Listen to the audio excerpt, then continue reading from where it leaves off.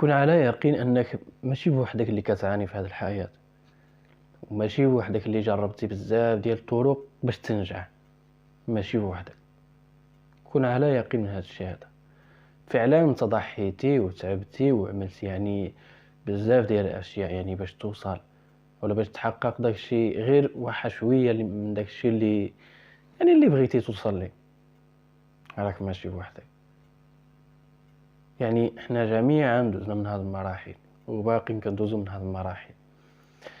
يعني اصعب مرحله يدوز منها الانسان هي المرحله ديال الفشل. يعني انك دير واحد الحاجه وتفشل، يعني دير واحد البروجي ولا يعني تخطط لشي حاجه وتفشل فيها. اصعب شعور اللي يمكن تشعر به هو هذا. يعني كطيح في واحد الدرجه ديال الاحباط اللي هي 5 - درجة. يعني كطيح للتهلكه بيديك. هذا الاحباط يعني كلنا يعني دوزنا منه. ربما يعني باقي كنعانيو من هذا الاحباط، يعني بالفشل، يعني بالشعور بالفشل. واش هذه هي النهايه؟ لا.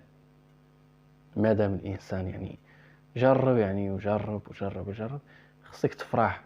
حيت كاين الناس كاع ما كيجربوا كاع ما كيسقسيو وما مسوقينش لهادشي. يعني بما انك انسان مكافح وكتجرب وكتعمل، الا ما تخافش لي غيجي واحد النهار اللي غتجرب شي حاجه عاد تنجح فيها ان شاء الله. كون مأكد. انت ماشي بوحدك اللي كتعاني، انت ماشي وحدك اللي كتشعر بالفشل والضايع والاحباط وكتحس يعني الناس ما كيقدروكش وما كيعطوكش واحد القيمه اللي يعني اللي انت كتستحق، ومحقور في وسط الناس وما عندك حتى شي قيمه. هذا الشيء هذا كامل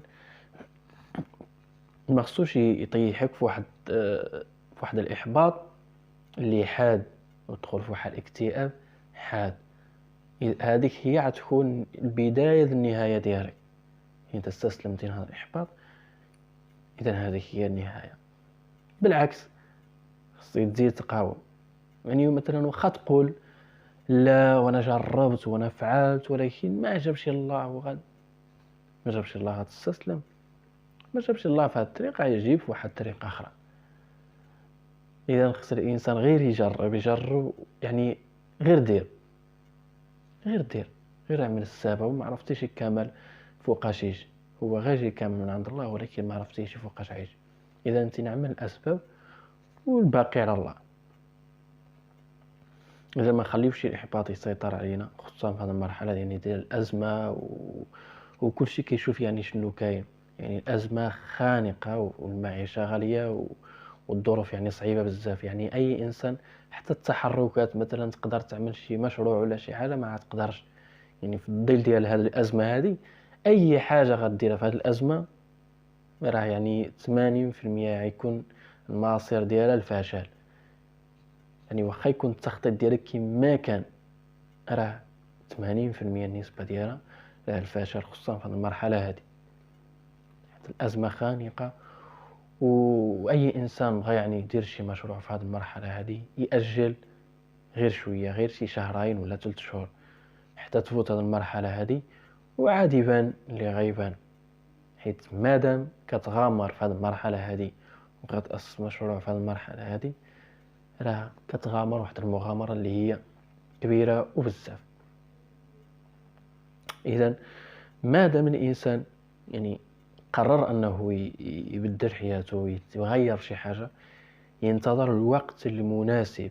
ما تجيش انت ترمي الشبكة في واحد الماء اللي ما فيهش الحوت، وملي تخرجها تقول وما جابش الله ما كاينش. انت اصلا سيبتي الشبكة في واحد البلاصة اللي هي اصلا ما فيهاش الحوت. شنو كتنتظر؟ شنو كتنتظر من ديك البلاصة؟ يعني اي انسان بغى يدير شي حاجة خصو يفكر يعني في الوقت وفي الكيفية وفي المكان. يعني هاد ثلاثة الأشياء. ومن بعد أول حاجة هي يتوكل على الله. التوكل على الله هو أهم حاجة. دمتم سالمين.